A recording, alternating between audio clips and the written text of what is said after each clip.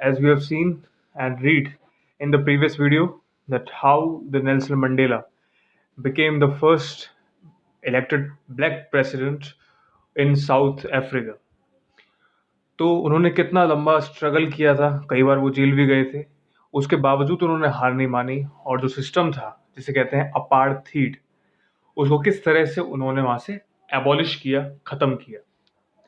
तो इस वीडियो में हम देखेंगे आगे कि उनकी जो सेरेमनी होती है, जिस तरह से वो ओथ लेते हैं, ठीक है, तो उसमें कितने, हम जैसा कि हमने पिछली वीडियो में देखा भी था कि 100,000, 1 लाख से भी ज़्यादा लोग, अलग अलग कलर्स के, ठीक है, सब रंग के, चाहे वो ब्लैक हो चाहे वाइट हो, वो वहाँ पर इकट्ठा हुए थे। बच्चे, ladies, mens, everyone joined the ceremony. They were enjoying and just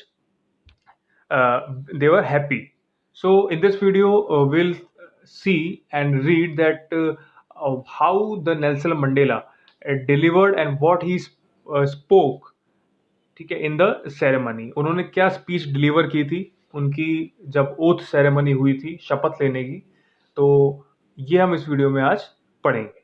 तो स्टार्ट करते हैं आज की वीडियो। तो 10th में डॉन्ड ब्राइट एंड क्लियर, 10 मई का दिन था 1994। सुबह जो थी काफ़ी ज़्यादा ब्राइट थी और बिल्कुल आसमान साफ था। For the past few days I had been pleasantly besieged by dignitaries and world leaders who were coming to pay their respects before the inauguration. कुछ बीते दिनों में मुझे डिग्नेटरीज, जो प्रतिनिधि होते हैं दूसरे देशों के और जो वर्ल्ड के लीडर्स थे, उनसे मैं चारों तरफ से घिरा हुआ था, ठीक है, खुशी के साथ। बेसिज्ड का मतलब होता है क्या, चारों तरफ से घिरना। तो वो जो लोग थे वो सब आए थे। क्यों आए थे? मुझे जो मेरी सेरेमनी, जो मेरी ओथ सेरेमनी होने वाली है, शपथ समारोह जिसे हम कहते हैं, उसमें वो रेस्पेक्ट देने के लिए, मुझे सम्मान और आदर देने के लिए वहां पे आए थे। तो उन सब से ही मैं चारों तरफ से जो था घिरा हुआ था। जो इनॉग्रेशन होने वाला है would be the largest gathering ever of international leaders on south African soil. जो ये इनॉग्रेशन होने वाला है, समारोह होने वाला है, ये अभी तक का सबसे बड़ा गैदरिंग, गैदरिंग मतलब होता है जब लोग इकट्ठे होते हैं, तो सबसे बड़ी जो गैदरिंग होने वाली है, ठीक है, किसकी? इंटरनेशनल लीडर्स की। किसकी? इंटरनेशनल लीडर्स, ठीक है, जो वर्ल्ड के जो लोग आए थे दूसरे कंट्रीज के। तो सबसे बड़ी अभी तक की साउथ अफ्रीकन जो सॉइल है, जो लैंड है, वहां पे अभी तक की सबसे बड़ी सेरेमनी होने वाली है कि बहुत सारे जो वर्ल्ड की कंट्रीज के जितने भी लोग हैं वो सब वहां पे इकट्ठा हुए थे। The ceremony took place in the lovely sandstone amphitheater formed by the Union Buildings in Pretoria. अब इसमें बताया गया है कि वो जो सेरेमनी हुई थी, जो समारोह हुआ था, वो कहाँ पर हुआ था, किस जगह पर हुआ था। तो सबसे पहले तो वो जो जगह है, वो सिटी जिसे हम कहेंगे प्रिटोरिया, प्रिटोरिया में हुआ था। कहाँ पर हुआ था वो, एक क्वेश्चन बन सकता है आपके पेपर में कि जो सेरेमनी हुई थी वो कहाँ हुई थी। वो हुई थी प्रिटोरिया में। कहाँ पर हुई थी? जैसे कि यहाँ पे राष्ट्रपति भवन होता है, ठीक है, लाल किला होता है, तो वहां भी कोई इसी तरह से बिल्डिंग थी जिसे बोलते हैं यूनियन बिल्डिंग्स। यूनियन बिल्डिंग पे भी कहां पर? वहां पे एम्फी थिएटर, ठीक है। एम्फी थिएटर क्या होता है? एम्फी थिएटर क्या होता है? देखो, एम्फी थिएटर ये होता है, एम्फी थिएटर देखो, ये यूनियन बिल्डिंग है, यहाँ पर ये उस समय की ये पिक्चर है, ये वहां पर, ये यहाँ पर ऐसे जो सीढ़ियां दिख रही हैं, स्टेयर्स, यहाँ पर खुले में, ठीक है, यहाँ पर कोई छत नहीं है ऊपर की तरफ, देखो यहाँ पर बाहर की तरफ खुले में वो सेरेमनी हुई थी, तो उसे बोलेंगे क्या? Amphi theatre.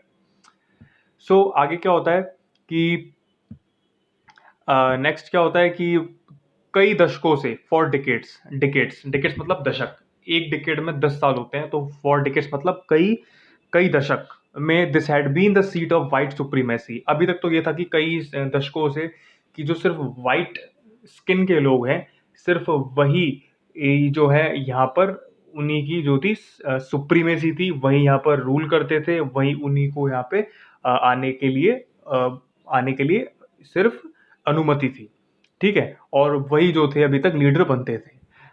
And now it was the site of rainbow gathering. लेकिन अब क्या है कि अब ये जो दृश्य है यहाँ पर, रेनबो गैदरिंग, कैसे? रेनबो में 7 कलर होते हैं, 7 कलर्स।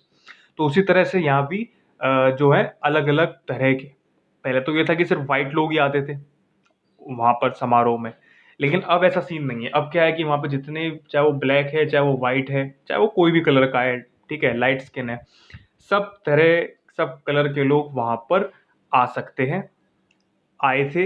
एंड नेशंस, और कई देशों विदेश से भी लोग आए थे। किस लिए? For the installation of south Africa first democratic and non racial government. किसके लिए आए थे? कि साउथ अफ्रीका की जो पहली डेमोक्रेटिक और नॉन रेशियल, रेशियल मतलब बताया था जो स्किन से भेदभाव करते हैं, ठीक है ना। तो जो नॉन रेशियल, अब इस बार को ऐसा कुछ नहीं था। तो पहली डेमोक्रेटिक नॉन रेशियल गवर्नमेंट की स्थापना के लिए जो विदेश से डिफरेंट स्किन्स के कलर के लोग आए थे वहां पे, तो ये वहां पर ऐसा हुआ था, ठीक है। On that lovely autumn day. अच्छा, ऑटम डे इसमें बोला है तो थोड़ा सा आप कंफ्यूज मत होना कि ऑटम, क्योंकि यहाँ पे 10 मई है। मई जून में तो हम जानते हैं कि हमारे यहाँ तो क्या होती है, गर्मी होती है, समर होती है। लेकिन ये तुमको पता होना चाहिए कि जो साउथ अफ्रीका है वो नीचे के हिस्से में आता है धरती के, ठीक है। सदर्न हेमिस्फीयर किसे कहते हैं। तो वो कहाँ पे आता है? जैसे कि ये एक धरती है, ठीक है, ये धरती है, तो ये है नदर्न हेमिस्फेयर, ये नदर्न है NH, और ये क्या है? Southern hemisphere. तो वो जो अफ्रीका आता है वो ये नीचे वाले हिस्से की तरफ आता है, सदर्न हेमिस्फेयर में नीचे आता है, और जो इंडिया आता है थोड़ा सा वो बीच में होता है, इस तरह से। तो ये बिल्कुल नीचे की तरफ आता है, सदर्न हेमिस्फेयर की तरफ, ऑस्ट्रेलिया, साउथ अफ्रीका, इस तरह से। तो उसमें ये बोला है कि उसमें ऐसा होता है कि जो क्लाइमेट होता है, ठीक है, वो कैसा होता है? अपोजिट होता है। नॉर्थ हेमिस्फेयर और साउथ हेमिस्फेयर की कंट्रीज का जो क्लाइमेट होता है वो अपोजिट होता है। जैसे कि अगर हमारे यहाँ पे समर है तो वहाँ पर क्या होगी? विंटर होगी, और वहाँ पर समर है तो यहाँ पर विंटर होगी, इस तरह से। तो अब यहाँ पर क्या होती है उस समय, मई जून में क्या होती है? गर्मियाँ पड़ती हैं। तो वहाँ पर क्या होती है? सर्दियाँ होती हैं। तो सर्दियों से पहले क्या आता है? विंटर से पहले क्या आता है? ऑटम आता है।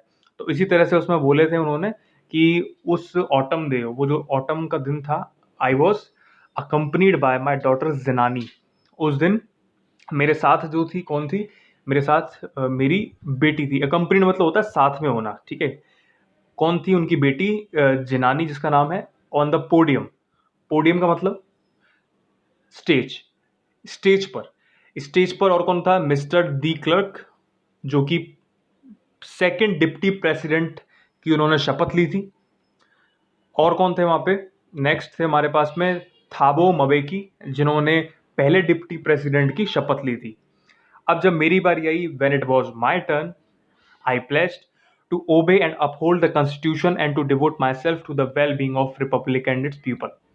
जब मेरी बारी आई तो मैंने शपथ ली कि मैं जो कॉन्स्टिट्यूशन है, जो संविधान है, उसकी आदर करूंगा और अपहोल्ड करूंगा, मतलब जो भी उसकी नियम शर्तें हैं उन्हीं को सर्वोपरि मानूंगा।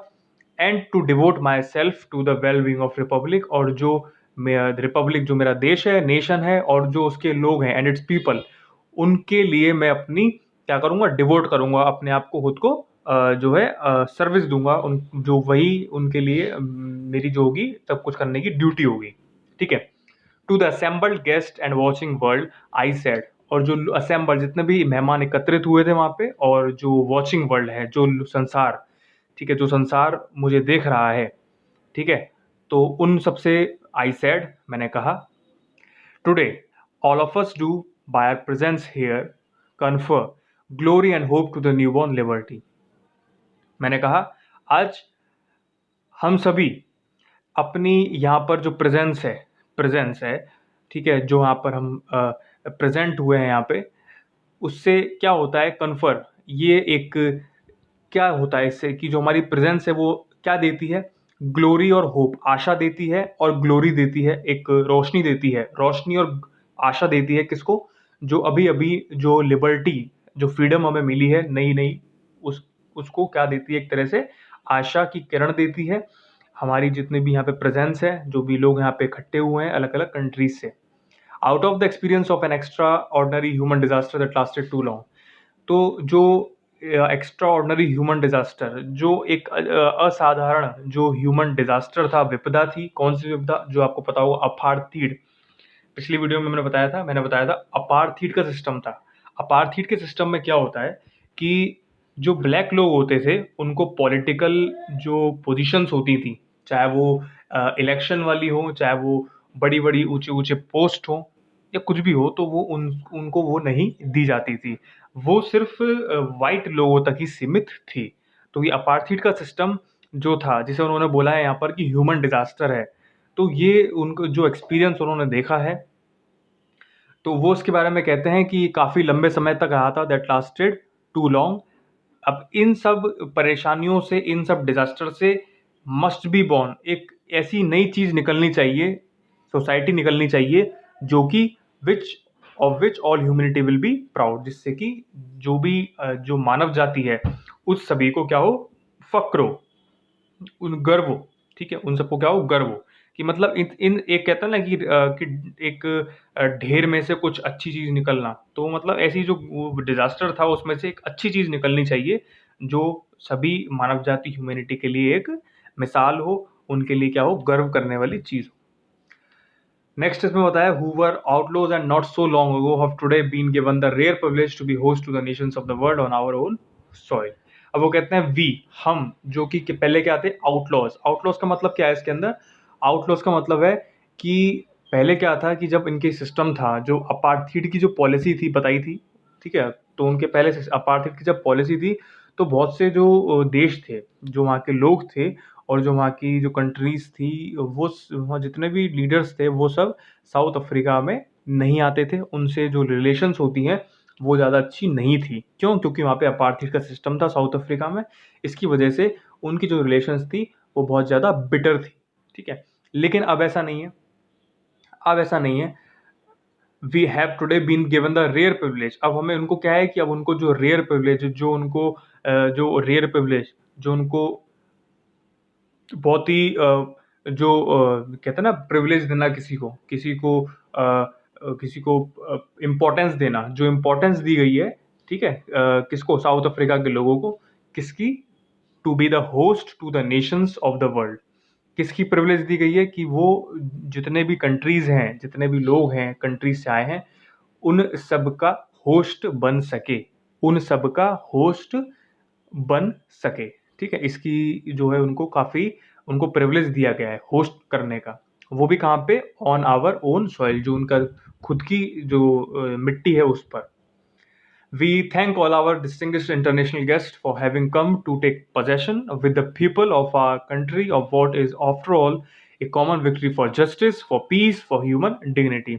हम सभी उन जो भी मेहमान आए हैं, विदेशी मेहमान, उन सब का हम तहे दिल से धन्यवाद देते हैं कि वो लोग यहाँ पर आए हमारे इस देश में, और हमारे लोगों के साथ में उन्होंने ये समारोह में एकत्रित हुए। और ये सभी एक जो चीज़ थी, वो क्या दर्शाती है कि जो जस्टिस है, जो न्याय है, जो शांति है, और जो डिग्निटी, जो रेस्पेक्ट है, ह्यूमन की रेस्पेक्ट जो होती है, एक इंसान की रेस्पेक्ट, उस सभी की क्या हुई है, जीत हुई है। क्या हुई है, जीत हुई है। तो ये सब चीज़ उन्होंने वहाँ पे बोला था। We have at last achieved our political emancipation. अच्छा, इमेंसिपेशन का मतलब होता है कि जो रेस्ट्रिक्शंस थे उस समय, जो पॉलिटिकल रेस्ट्रिक्शंस थे, जो कि भाई ब्लैक लोग जो है पॉलिटिकल पोजीशन उनको नहीं मिल सकती है, जो बड़ी बड़ी पोस्ट होती हैं पॉलिटिकल की, लीडर्स की, वो उनको नहीं मिल सकती, सिर्फ वो वाइट लोगों के लिए है। तो इन सब से उनको क्या मिली है, छुटकारा मिला है, फ्रीडम मिला है। ठीक है, तो we pledge our self to liberate all our people from the continuing bondage of poverty, deprivation, suffering, gender and other discrimination. वो कहते हैं कि हम आज से हम ये सब शपथ लेते हैं कि हम जितने भी लोग हैं जो कि गरीबी में हैं, जो गरीबी का शिकार हैं, जो डेप्रीवेशन मतलब होता है किसी को किसी के हक से, किसी के राइट से वंचित रखना। जो कहते हैं कि अगर तुम्हें कोई राइट अगर तुम्हें दिया है संविधान ने, और वो तुम्हें राइट से उसको वंचित रखे जाएं, ठीक है, जैसा कि होता था ना कि पहले अपर क्लास और लोअर क्लास में होता था। ठीक है, अपर कास्ट लोअर कास्ट में, ठीक है, टेम्पल्स में नहीं जा सकते थे वो लोअर कास्ट के लोग जो थे, तो वो उनके हक थे जिनको उनसे छीना गया था। तो डेप्रीवेशन में भी ये बताया गया कि उस समय वहाँ पे क्या था कि ब्लैक लोग और वाइट लोग थे, तो यही वहाँ पर भी होता था। तो इन सब से जो सफरिंग है उनकी, जो उन्होंने यातनाएं सही हैं, ठीक है, जेंडर की, चाहे वो जेंडर से रिलेटेड हो, चाहे वो अदर कोई भी भेदभाव हो, डिस्क्रिमिनेशन हो, ठीक है, उन सब से उन सबको क्या मिलेगी, हम आज़ादी दिला के रहेंगे। Never never and never again, कभी नहीं, कभी नहीं, कभी भी नहीं, shall it be that this beautiful land will again experience the oppression of one by another। कि कभी ऐसा नहीं होगा आगे चल के कि इस जो सुंदर लैंड, ब्यूटीफुल लैंड किसको बोला है? साउथ अफ्रीका को। कि साउथ अफ्रीका में कभी भी ऐसा कभी दोबारा नहीं होगा कि एक जना दूसरे जने पे ऑपरेशन, ऑपरेशन मतलब होता है अत्याचार करे, अत्याचार करे। ठीक है। The sun shall never set on so glorious a human achievement. जो सूर्य है वो कभी भी अस्त दोबारा नहीं होगा। इस जो ह्यूमन, जो हमने लोगों ने अचीवमेंट किया है, तो ये ऐसा जो है, इस ये चीज कभी भी जो कि उसमें कभी भी अस्त नहीं होगा। ठीक है। लेट फ्रीडम रेन, वो कहता है लास्ट में कि जो जो आज़ादी है, जो फ्रीडम है, जो वही सदा सदा के लिए बनी रहे। गॉड ब्लेस अफ्रीका, अफ्रीका अमर रहे। God bless Africa. ठीक है। सो ये था second explanation of this chapter. In the next video we'll discuss furthermore. Till then, just revise and read, and just read the next pages, so that you will also be able to understand the meaning of the chapter and story. ठीक है, further. Okay.